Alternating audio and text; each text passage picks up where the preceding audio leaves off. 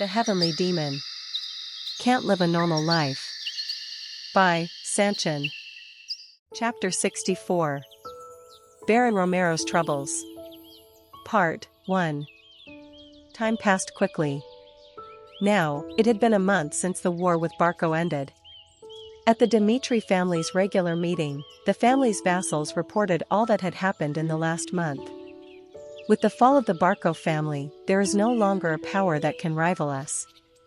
Due to the absence of a rival, the pro-Barco forces expressed their desire to form an alliance with Dimitri in the coming days, and some of them are willing to pay a fair price for it as well. And as the Lord had commanded last time, they had refused to even talk with Barco and showed them excessive hostility while they were still alive. How do we deal with the situation? Dimitri will now establish itself as the dominant force in the northeast region of Cairo, but if we push any side into the corner too much, there's always the chance of them growing into a second Barco. The fall of Barco was truly shocking. Although the power of the family wasn't much, Dimitri, who hadn't even participated in the war, benefited from it the most. As the vassal had said, all the families in the northeast were now attached to Dimitri. In particular, the ones who sided with Barco in the past now visited Dimitri daily to pay for their sins, but obviously, Dimitri's people knew the truth. If another force like Barco emerged, they would betray Dimitri without a second thought. Baron Romero said, even if new hostile forces emerge, we do not have to embrace everything. It is arrogance, not tolerance, to join hands with those who inflicted unforgettable wounds on us. We will not cooperate with them. We will clearly show them what it means to turn our backs on them. I understand. Then, start the next agenda. The second agenda was about an increase in troops. Dimitri had the best military power in the northeast region of Cairo, but the last incident raised their awareness. Barco showed the power of creating variables in war by borrowing external forces. What if Dimitri had a fight with Barco? Variables like Flair and Homer would obviously pose a huge threat to us. Therefore, I would like to suggest expanding the army and securing enough magic weapons to prepare for those variables. Dimitri can no longer be regarded as a frontier family. We require a lot of strength to maintain our position firmly because we have grown to be the strongest force in the northeast region. There is no such thing as a more secure safeguard other than the military's power. Baron Romero's thoughts were no different, and he decided to invest a significant amount of money into the military. Furthermore, there was good news as well. Young Master Roman was correct. It took an astronomical amount to install the magical artifacts throughout the tunnel, but in a short period of time, the iron mine's production increased by 30%.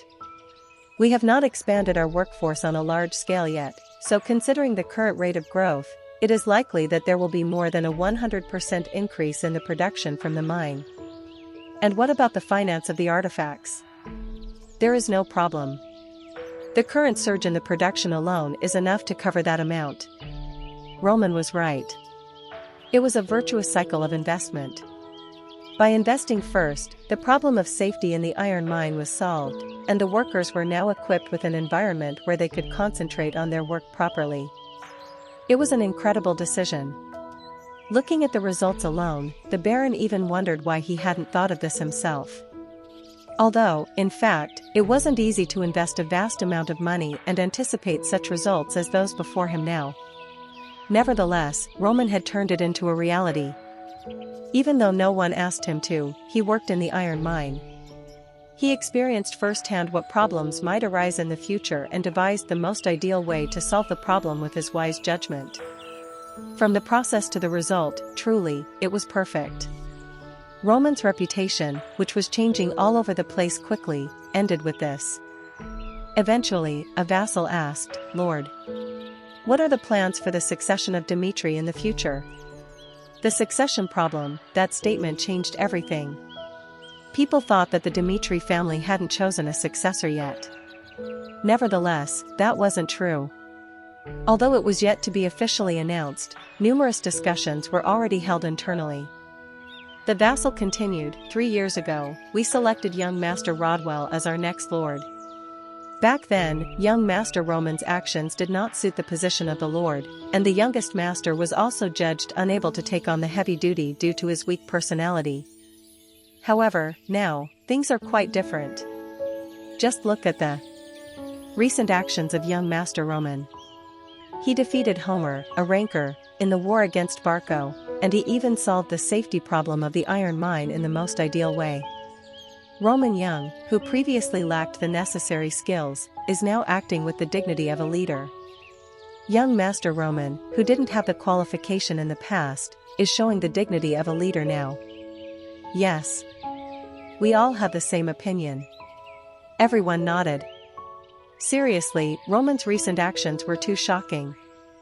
They couldn't understand how Roman Dmitri, who hadn't wielded a sword since his childhood, had grown into someone who was not any mere swordsman but an aura swordsman. Nevertheless, one thing was for sure, he was developing at an astounding speed. In addition to him being quite powerful, he also had the ability to solve Dmitri's problems. Thus, the hearts of the vassals were shaken. Rodwell Dmitri was also known as a genius since his childhood, but Roman's actions had shown everyone clearly that he was far beyond even the beings known as geniuses. Also, the selection of a successor has not yet been officially confirmed. In order to prevent confusion within the family, young Master Rodwell was selected in advance, but as young Master Roman is proving his worth now, I think a fair competition is needed. Hearing that, Dmitri went quiet. There was a ripple in his thoughts. Baron Romero couldn't make any hasty decision in a situation where the succession structure could be messed up. Roman and Rodwell. They were his two sons. They both had different tendencies. While Roman, who experienced days as a commoner with Baron Romero, suddenly collapsed down due to the disparity in their status, Rodwell relentlessly tried to overcome the limits of his status. Rodwell's greed was tremendous. He showed such a strong desire to become the successor that the eldest son wasn't even considered a competitor. Thus, it was highly likely that he wouldn't come out in favor of the decision if Dmitri decided to put up a fair competition. Anyway, he was afraid of the conflict that would arise between them in the future. If Roman had been just moderately good in the past few days, the previous decision of Rodwell becoming the successor would have been followed, but now, Roman had tremendously changed. In the end, Baron Romero said, "There is plenty of time. For now, let's keep watching the situation and then think about what kind of decision we have to make." Alright. After the meeting of that day, Baron Romero's troubles deepened. Thus, after the meeting was finished, he called for Hans. Hans was Roman's closest confidant. As he had served Roman since the days he was called a trash and a fool, he thought Hans would be helpful in his decisions. "I see you, Lord." Baron Romero went straight to the main point. "Hans, what do you think of Roman Dmitri?" "What do you mean?" "I'm asking if Roman Dmitri is suited to be the heir of the Dmitri family." The direct question naturally brought silence along with it. Hans looked troubled initially, but then he said frankly, "If the Lord had asked me the same question even 3 months ago, I would have said no." Even though young Master Roman had a good heart, he had shown a path that wasn't suitable as an heir, and that is a fact known to everyone, not just me. However, the current young Master Roman is different. It isn't just about his recent achievements, but the young master has now grown into a person worthy of being an heir. Go on. At the time of the Blood Fong incident, young Master Roman directly executed those who persecuted the estate of Dmitri. I still vividly remember the events of that time. He asked the wicked people who disturbed Dmitri about our laws and further went to Lawrence to annihilate them. That event was literally a blessing for the citizens of Dmitri. People stricken with usury were broken out of the cycle of evil, and finally, they saw hope come back in their lives. Baron Romero thought the first incident had a simple reason. As he had ordered him to dispose of the Blood Fong, Roman was so moved that he went and even put blood on his hands. However, from the perspective of Hans, it was quite different. He had interpreted Roman's actions distinctly. "You can tell just by looking at the recent incident at the iron mine, Lord. Young Master Roman said he was working there to understand the reality of the people of Dmitri. No one had forced him to do so. The young master even bowed his head to understand people's hearts and faced Dmitri's reality while collaborating with workers. And in the collapse that happened in the mine, he risked his own life. He did it all for the sake of the estate. As a bearer of Dmitri's surname, the young master considers it his duty to take on those risks. Hearing Hans' words, Baron Romero felt as if he was hearing the tale of a legendary hero. Actually, Hans couldn't help it. As someone inside Roman's circle, it was natural for him to show gratitude and how much he valued the protection given by Roman to him. I understand. You can leave. Yes. Hans bowed his head and walked away. And Baron Romero was now even more troubled. He thought Hans' experience would be helpful to him, but the guy blindly praised Roman, which added even more confusion. Rodwell has already been confirmed to be the successor unofficially. So is it the right thing to do to bring in the competitive system right now? Roman proved his worth quickly, but Rodwell had tried to fulfill his duties as Dmitri's successor from an early age. He devoted himself to swordsmanship, tactics, politics, and whenever he had time, he learned to handle iron in the forge as well. Even now, Baron Romero wasn't sure about what choice he should make. Ignoring everything else, he thought Roman wasn't interested in the forge. He was different from Rodwell. Thus, even Baron Romero couldn't make hasty decisions. Also, the succession issue required the consent of the key figures of Dmitri. They were vassals such as the master of the iron mine and the master blacksmith, Hendrik. Only when 3 such people were in agreement could Baron Romero set up the competition. Baron Romero called for a servant. Go and inform the master of the iron mine right now that I have something to ask him regarding the incident at the mine. The second thing, this time, it was his turn to listen to Jacob. And not long after. Lord. The master of the iron mine has arrived. Bring him in. Creak. The door opened. However, there wasn't just one person who arrived. Behind Jacob, there was another man. He looked at him suspiciously and said, I heard that you wanted to hear about the incident in the iron mine, Lord. Thus, rather than me, I decided that the person who talked with the young master Roman the most would be more suitable. Glance. Jacob turned. And then, the man behind him stepped forward, bowed his head politely, and said, I am Morkan from the iron mine. Morkan, he was one of the representative spokespersons of the iron mine. Chapter 65. Baron Romero's Troubles. Part 2. Morkan was a name familiar to Baron Romero. He knew Morkan was someone who had worked for a long time in the iron mines, and he even heard that he was appointed to be the safety officer there this year. Certainly, he was a person who could be trusted, and as Jacob himself brought him here, it meant he deserved to be here. Thus, Baron Romero asked calmly, I see. Were you there with Roman when the accident happened? Yes, Lord. Tell me in detail what happened at that time, how Roman behaved when the accident happened, why he suddenly felt an interest in the safety of iron mines, and also tell me whether it is true that he came up with the solution on his own. I want to listen to the truth without any lies or exaggeration. I understand. Morkan bowed, and as he was someone who had experienced the man known as Roman Dmitri, similarly as Hans had, he spoke his mind. The accident occurred about a week after young Master Roman joined to work in the mine. A worker was injured in the collapse of the mine, and I, who was present there at that time, ordered the rescue of the worker in a safe manner, according to the manual. However, young Master Roman had different thoughts. He decided to save the worker by himself. Instead of letting us all take the risk, and even despite all of us trying to stop him, he moved to save the worker who had fallen down. That is the truth, Lord. No one forced him to do it, no one even asked him to. It was a simple decision the young master decided before we could even process it. Just as Hans had said, all because Roman carried the name of Dmitri, he took the risk to save him. Thinking of his son, who went into the dark underground alone, Baron Romero grasped the chair's handle tightly. Actually, I didn't know the reason why the young master came to the iron mine. However, after treating the wounded myself, I realized how pathetic and foolish I was as I saw the young master say that he would solve the problem of the iron mine. The young master had no ulterior motives.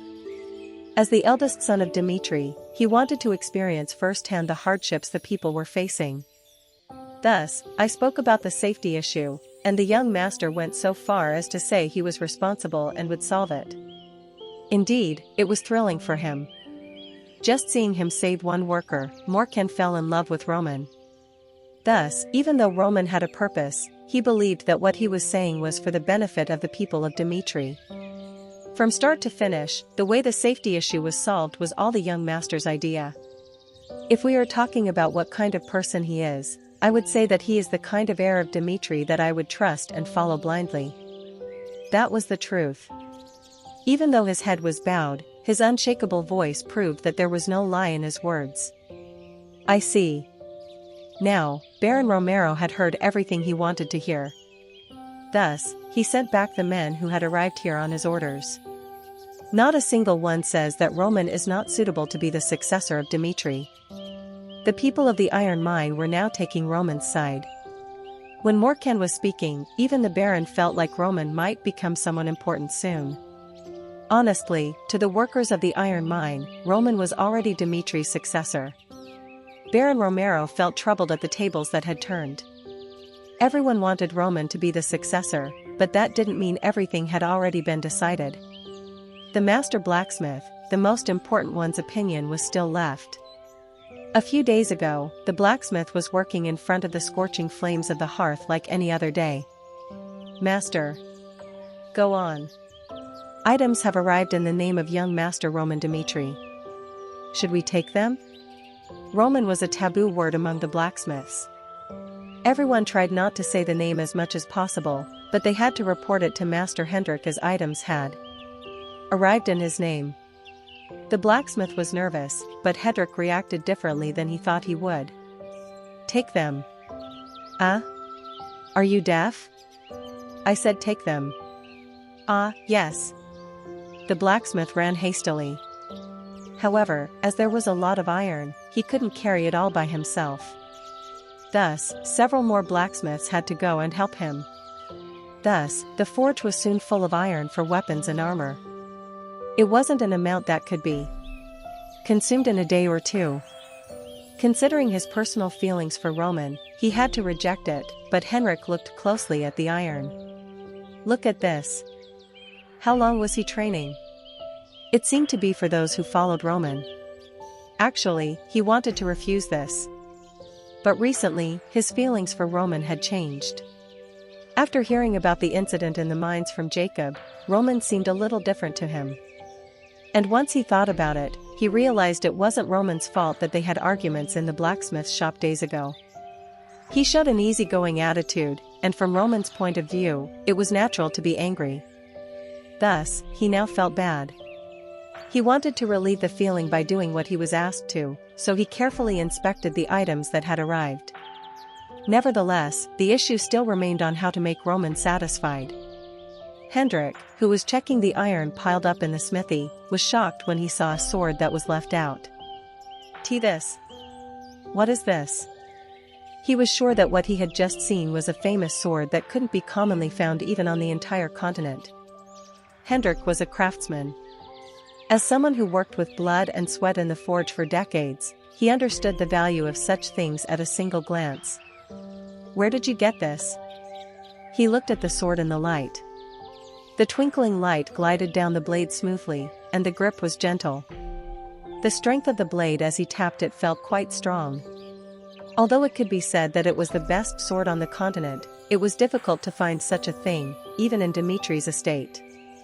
Above everything else, there was something else Hendrik admired a lot. Its reaction to mana is unusual. Ironically, it shone brightly with darkness when it was in the light. That meant that it had the ability to receive the energy in nature, mana, which proved it was different from other ironworks. A very long time ago, the standard of a great sword was just one that would simply cut something and was strong, but once Emperor Alexander opened up the possibility of humans becoming aura swordsmen, everything changed. The basic performance of the sword was accepted as something natural, and it was only complemented as a famous sword based on how well it accepted the mana in the surroundings. Hendrik then took the sword to the flames. He knew that weapons with excellent mana responsiveness would cause huge changes even when they were just brought into the range of flames. And now, whoosh! Whoosh! The flames engulfed the sword astoundingly. To be precise, the flames which should have been burning all around showed the tendency to burn only a specific path, as if they were being dragged down by a gravitational force. Honestly, it wouldn't have been dramatic even if someone described it as the flames being wrapped around the sword. However, even without infusing mana, the effect was this good. It was clear as crystal that this was something that would fill any aura swordsman with ecstasy. How can such treasures be there in this world? His heart pounded quickly. Hendrik prided himself on being the best on the continent for his iron handling skills. However, doing something like increasing mana reactivity was entirely another matter. How the hell was such a thing made? Seeking to fulfill his curiosity as a craftsman, he approached the guy who had brought the weapon and asked, "This sword, whose is it?" He knew it, too, that this was Roman's request. Who else could be the master of the sword, then? Still, he had to confirm it. Thus, the blacksmith said, "It belongs to young Master Roman." After recovering all weapons and armor of the soldiers, he entrusted the sword to me. Is there some problem? If there is, I will go and return it to the young master right now. No, there is no need. Roman, that name stuck in his mind. Where could he have gotten this sword from? With Dimitri's wealth, he could have bought it for a vast sum of money. Then who made it? Observing the numerous questions in his head, Hendrik came to a conclusion. I should directly ask him about this sword. He didn't want to speak to Roman, but now, he felt greedy and wanted to bow his head first. And to meet Roman, he first had to finish his request. So, without any results, he can't go to him and ask about the sword. Hendrik yelled, "Call all the blacksmiths we can afford. We must finish this work in a few days."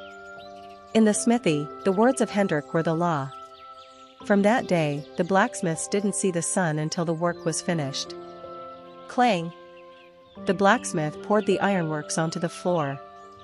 At the sight of iron shining as if it were new, Chris jumped up, genuinely surprised. Is it already finished? I thought it would take at least 2 weeks since that was the equipment of 30 people. So did I. I thought it would take 2 weeks, but Master Hendrik had something else on his mind. He brought in all the blacksmiths who could be afforded and stuck them to this work, said the blacksmith, trembling. The last few days were truly hell for them. They weren't forced to work at night as it was difficult, but they instead had to work from sunrise to sunset in the forge daily. They couldn't even enjoy their few breaks. Their master put a loaf of bread in his mouth and ran away to work, so how could those below him eat in a relaxed manner? And after working 3 days straight, they finally saw sunlight again. Ask young Master Roman later why Master Hendrik had to rush us like that.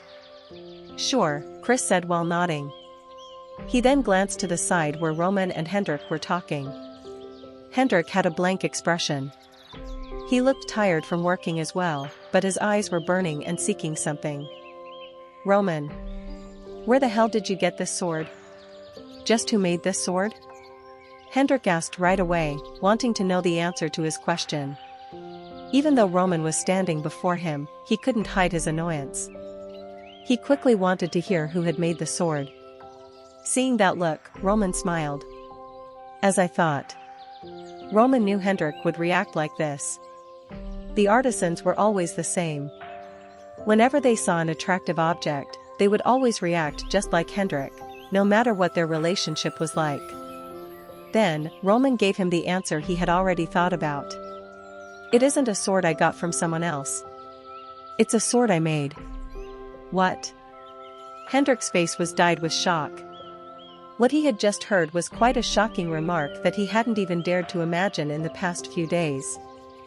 Chapter 66. Baron Romero's Troubles. Part 3. The sword being made by Roman was something Hendrik couldn't believe. No, it was something he couldn't even imagine. Do you seriously want me to believe that, Roman? The person you are talking to right now is the master of Dimitri's blacksmiths. As I have also dealt with iron all my life, I can instantly know if the other person smelt it or not without even having to check things. Still, you want to make fun of me? I guess the rumors about you changing were, in the end, all lies. His voice clearly exhibited his anger. He didn't even want to confirm the truth with Roman anymore. Long ago, Roman had visited the blacksmith as he was going to be the successor of Dimitri. Everything was a mess then, from the hammering to the learning attitude he portrayed, and it all drove Hendrik insane. From that day onward, Roman never set foot in the forge again. Even though there was a different forge for the Dimitri family, he didn't think that Roman Dimitri, who had already lost the fight to become the successor, would touch the forge again. Also, the sword in front of him was clearly extraordinary. Even ignoring how good the skill of handling iron was, in the area that dealt with mana, the skill of the craftsman who created this sword was much superior to Hendrik. Thus, it couldn't have been forged by Roman. And seeing him blatantly lying, Hendrik's anger rose even more. However, just then, "Master Hendrik," said Roman calmly, as if he understood his reaction. And looking straight into his eyes, he continued in an unshaken voice, "I fully understand why the master reacts that way. A blacksmith's skill, just as aura, cannot be created in a mere day or two, and if I had shown my hard work in the forge, certainly, you would have believed me. Nevertheless, what I said is the truth. This sword, named Salamander after the continent, is the only sword that has been made by me. This brat is really..." Hendrik's face glowed red.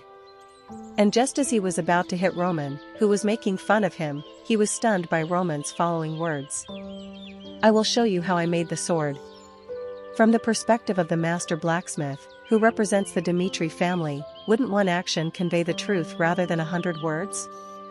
100 words are useless when it's you, that was what Roman was saying. Hendrik's face was flushed with embarrassment, however, he eventually moved toward the forge with Roman. While going to the forge, Roman said, "I forged a sword for myself that I would entrust my life to whenever there was a significant battle. It was a sword that could fully utilize my abilities considering my current physical strength and matched the aura I manifested. That was how Salamander was born. While preparing for the war with Barco, I decided that I needed a new sword, and I faced the furnace's flames and struck steel and iron countless times. At that time, the forge felt like a sanctuary. I could not stop striking it until the story between me and the iron had come to a conclusion. I think Master Hendrik knows that feeling very well." Nevertheless, the silence was the only answer he got, along with a face full of dissatisfaction. Hendrik followed him along to see him work in the forge, but he didn't like how Roman was empathizing with the feelings of a blacksmith. To Hendrik, he wasn't a blacksmith. He never showed any hard work, so how could he trust him with just a single result? Nevertheless, not caring how Hendrik reacted, Roman didn't stop speaking. "I need to carry out my military duty soon in the future. I, Roman Dimitri, have constantly been improving, so I recently started making a sword to replace the Salamander. What I want to now show Master Hendrik is the process of making the sword. If you do not believe me even after seeing it for yourself, then even if you report to my father and impose a punishment, I will accept it." Tack. After he arrived at the smithy, Roman prepared to work. Actually, there was nothing special to prepare. It was because he lived in the smithy every evening. Thus, the environment was quite natural for Roman. SHHK. After he took his top off, he embraced the hearth. Hendrik's expression was distorted for a moment after he saw Roman's actions. He doesn't even know the basics of being a blacksmith. He wanted to turn away right now. There was no need to see anymore. It was safe to say he wasn't a blacksmith because Roman wasn't even equipped with safety equipment, and even though he was going to work with iron, he was showing such a careless attitude. However, just then, a fire broke out. And with just one action, exactly at the moment Roman struck the iron with his hammer, Hendrik's expression changed completely. Kong! It was a strong sound. The muscles in Roman's body had suddenly swelled up. And while Roman struck the iron earnestly with his hammer, Hendrik couldn't help but keep gazing at him. The way blacksmiths handle iron in this world and the way Miriam's blacksmiths handle iron are quite different. This world's blacksmiths aim to handle the mana, which isn't always perfect, and invest a lot in the sword. On the other hand, Miriam's blacksmiths only prioritize the smooth operation of chi. A sword that amplifies the efficiency of the chi to the maximum, that is what a named sword was in Miriam, and I made countless of them, which helped me while I was living in a life of hardships. The point Hendrik admired in Roman's sword was the high mana reactivity, which was a technique of Miriam. Also, even in Miriam, Baek Junhyuk was considered a master craftsman. Baek Junhyuk's swords were the most precious treasures of Miriam, and such a person had made salamander in this new world. Kong! Kong! The iron was being struck constantly. The fire burned, and it turned the skin red. Nevertheless, Roman accepted the fire as it was. He considered the process of making a sword as a part of training. He thought assimilating the sword and self is how one accepts themselves. From now onward, as he told Hendrik, he would have to go into various battles, and he didn't have much time. He couldn't know what all would happen on the battlefield, but there was one thing Roman was sure of in his life. Even there, I will reign and live. There were only 3 months left now. In that time, Roman was going to put a lot of effort into making a new sword, and when the sword was complete, he would head for the battlefield on behalf of the family. Roman fell in love with his work. Forgetting the clutter around him, he focused just on his sword. It was as if he was in a state of trance. Roman was completely absorbed in the sword. Is this what it feels like to be out of breath? Looking at Roman's face, Hendrik was stunned. Kong! Kong! This cannot be. As he was the master blacksmith, Hendrik had an eye for recognizing the talent of others, and that is why he talked to Roman that way. However, now, seeing Roman striking the steel without a single hint of a distraction made his common sense collapse. Is this truly Roman Dmitri? He couldn't believe it despite seeing it with his own eyes. Roman, who Hendrik had seen until now, clearly did not have even the slightest bit of interest in the forge, but his current attitude of hammering the iron proved that he was a skilled craftsman. And his admiration didn't end with just that. The thing that blew away Hendrik's mind was Roman's unshakable posture even when he was facing the fire from the pit with his bare body. Even his skin was now glowing red. Obviously, it must be unbearable heat for any normal human, but Roman wasn't taking his eyes off the metal as if he had fallen in love with it. And then, he hit the iron once, then twice, and so on. He kept hitting it again and again. His muscles were trembling as if they would explode at any given moment. He was striking the hammer along with a rhyme, and the constant speed resembled a maestro who performed their music. This is it. Roman was a craftsman. Clearly, it felt impossible to believe, but the sight in front of him proved the undeniable reality. If such a person isn't a craftsman, then who is? At first, he showed an attitude of denying Roman, but now he accepted the reality before him. With this skill level, there is no doubt Roman made that amazing sword. Everything from the attitude towards the iron and the speed at which he hits it to the sound of the hammer and iron clashing is perfect. And unlike me, he embraces the heat fully. That reminds me of Baron Romero in his heyday. After all, he is of the same bloodline. Not Rodwell Dmitri, but it seems it is Roman Dmitri who was born with the blood of a blacksmith. Gulp. Thirst arose from within him. In Roman's work, there has to be something that increases the reactivity to mana. Hendrik had changed his position to one of a spectator and was now taking in the performance. He set aside his doubts and just enjoyed seeing Roman working on the sword.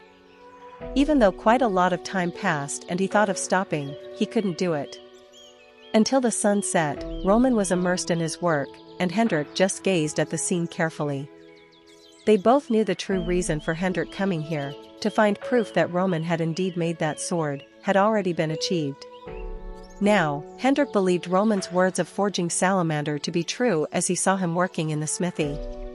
Tap. The work was finally finished. Hendrik had an expression as if he had committed treason as he gazed at Roman, who was drenched in sweat. "I apologize. You truly were the master of that sword." It was a quick and straightforward apology. Hendrik was a craftsman. He had great pride because he devoted his life to being a blacksmith, and of course, he thought Roman was mocking him earlier when he talked with him as if he was a blacksmith. Nevertheless, when he realized the truth, his attitude changed. As Roman was truly a craftsman of salamander, Hendrik had no choice but to love him no matter what their past relations were. Roman smiled. He had brought Hendrik here to clear up their bad past relationship. In order to fully settle down as one of Dimitri's heirs, he decided it was necessary to improve his relationship with Hendrik. Then, Roman said, "I will give you salamander as a present. As you saw today, I am forging a new sword to suit my current physical abilities. In the past, I sold the sword made by you, Master Hendrik, and I don't know if this can compensate for that, but I would like you to take salamander as a present." Hearing Roman's words, Hendrik's hand trembled in awe. Honestly, from the first time he saw salamander, he desired to have the sword to himself. It was a new type of sword, and he had a burning desire to analyze the salamander and make it his own. And now Roman wants to give the sword himself? Hendrik coughed. He couldn't like this as he should have been angry with Roman, but he couldn't refuse it either. Ahem. Thank you. Hendrik stuttered. He didn't even bother refusing it. Seeing Hendrik holding salamander in the hands, Roman knew he wasn't all bad. The relationship between Hendrik and Roman was originally ruined by Roman himself. Although he was a child of Dimitri, he neglected the smithy and even went so far as to sell Hendrik's best piece of work yet. That was what called for the hostile attitude. However, fundamentally, Hendrik wasn't a bad person. His temper melted as soon as he confirmed that Roman was of the same kind as him. It was like that in his previous life as well. People too immersed in one field cannot stick to one mentality. And to make them allies, all one had to do was respect their territory. And you are welcome to come and see my work anytime you want to. If you say so. Hendrik smiled. Once Roman said he could come and see him working, his face elated in happiness. He was such a simple person. And that day, their feud came to an end. Also, at the same time, the servants of Baron Romero were looking for Hendrik. Chapter 67. Baron Romero's Troubles. Part 4. While he was waiting for Hendrik to arrive, Baron Romero recalled his past memories. 3 years ago, in the meeting to decide the successor of Dimitri, Hendrik reacted furiously to the vassals who said Roman should be given a chance as he was the eldest son. Is being the eldest son important enough to throw away the future of the family to the ground? Right, Roman is the eldest son of Dimitri. But if you go out on the streets and ask what kind of person Roman Dimitri is, everyone will tell you he is a jerk. And you want such a guy to become the successor? Is that brain there for decoration? He was furious and even made a remark to silence their words. My lord, the roots of Dimitri lie in the forge. Most of the lord's followers either work in the mines or are blacksmiths, but what would everyone think if the successor of Dimitri could not even handle a piece of iron? There is nothing more funny than that. And it isn't like we don't have an alternative. There is Rodwell Dimitri, who has learned and done his chores at the forge from an early age. He has outstanding talent and has proven his talents even in the capital. I think that allowing Roman Dimitri to become the successor will put the future of this family at risk. Hendrik spoke his words harshly. This was something everyone was careful about. However, when the discussion about removing the eldest son from the position of successor finally began due to Hendrik, the vassals supported him. And just like that, Rodwell was chosen to be the successor. Unaware of that fact, Roman continued to act like a fool and tried to convince all the vassals that they had made the correct judgment. Now, 3 years have passed, and Roman has changed. Even vassals who supported Hendrik back then are now telling me to consider making Roman the successor. Obviously, the public sentiment of the workers in the iron mine and the other people is no different. However, that doesn't mean I can exclude the opinion of Hendrik. As he said, Dimitri's roots lie in the forge, so it's natural for him to not support Roman, who neglected his duties. His head started aching. His son's growth was quite literally amazing. Still, it would have been easier to solve the problem of succession if he had proven his worth a bit sooner, but thinking about it now was a pain. Roman being in good form recently was a different matter. Although Roman showed tremendous growth in his swordsmanship and daily actions, what Hendrik considered important for Dimitri's successor, in the end, was whether he understood the work of a blacksmith. There was no doubt that it was the basic knowledge of the Dimitri family. If Roman became in charge of the family, he would have to manage the work of the blacksmiths, but it didn't seem like Hendrik would follow the guy who didn't know the slightest of things about forging and the smithy. Hendrik was the master of the forge and a companion of Baron Romero. Even the Baron himself could not force it if such a person objected to it. Perhaps Hendrik will be against this. Still, I must ask him since many people now like Roman. And if Hendrik still opposes it, then I must discuss the current issue again. He was sure of it. Having seen Hendrik for a long time, he knew how he would react. However, of course, I agree. If it is young Master Roman Dimitri, I think he is qualified to be the successor of Dimitri. Hendrik, to whom Baron Romero asked the question, gave a different answer than expected. Baron Romero was in disbelief. Hendrik was the master of the forge. Obviously, it would have been normal if he ran wild once the Baron asked him if Roman becoming the successor was something good. Are you being serious? Would I dare to mess around with the Lord? There was a time when I felt he was unworthy of being the successor. But now, it has changed. As demonstrated in the recent war with Barco, Roman has worked hard on important things while we didn't pay attention to him, shedding blood and sweat continuously. As a result, he grew into an aura swordsman and even showed an attitude to understand Dimitri enough to work in the iron mine by himself, without anyone forcing him to. He couldn't believe it despite hearing it from Hendrik himself. Hendrik defended Roman? And as if his words were still not finished, Hendrik recalled what happened in the past. There was an incident with Roman not long ago. Roman sent the blacksmiths a request for ironworks to equip his soldiers with, and I told him to take those that were not good because of my bad relationship with him. Do you know what Roman said to me back then? He glared at me while telling me that my act of handing over those items to soldiers was no different from murder. Actually, he was correct. It was a violation of my values as a craftsman, and that night, I carefully reflected on my actions while thinking about it a lot. And today, Hendrik saw the true face of Roman. Memories of the past were now glorified, and even his fight with Roman was now interpreted as a good memory in his mind. Young Master Roman has an eye worthy of the Dimitri family. Otherwise, it is impossible to accurately determine the condition of objects with the general eye. And today, I witnessed it directly at the forge. I saw him concentrating on the work while facing the scorching heat in front of the fire. That was a look I couldn't help falling in love with. Once upon a time, he thought of him as bad luck. Nevertheless, from the moment he received the gift from Roman, Hendrik fell in love with him. Hendrik handed Baron Romero the sword Roman gave him as a gift. At the sight of the sword shining brilliantly under the light, Baron Romero, who was flabbergasted, asked, "What is this?" "This is a sword that young Master Roman made. As it is the Lord, I believe you can recognize it at once, how great the value of this sword is." At first, I didn't believe it to be forged with the skills of young Master Roman, but after seeing him working in the smithy today, I understood it was the truth. Baron Romero was stunned while he observed the sword before him. Undoubtedly, it could be considered a famous sword. Just like Hendrik, Baron Romero recognized the value of the sword at a single glance and couldn't even hide his shock. This is? How can Roman make such a sword? While he was watching Roman's recent actions, Baron Romero had a slight regret in the corner of his heart.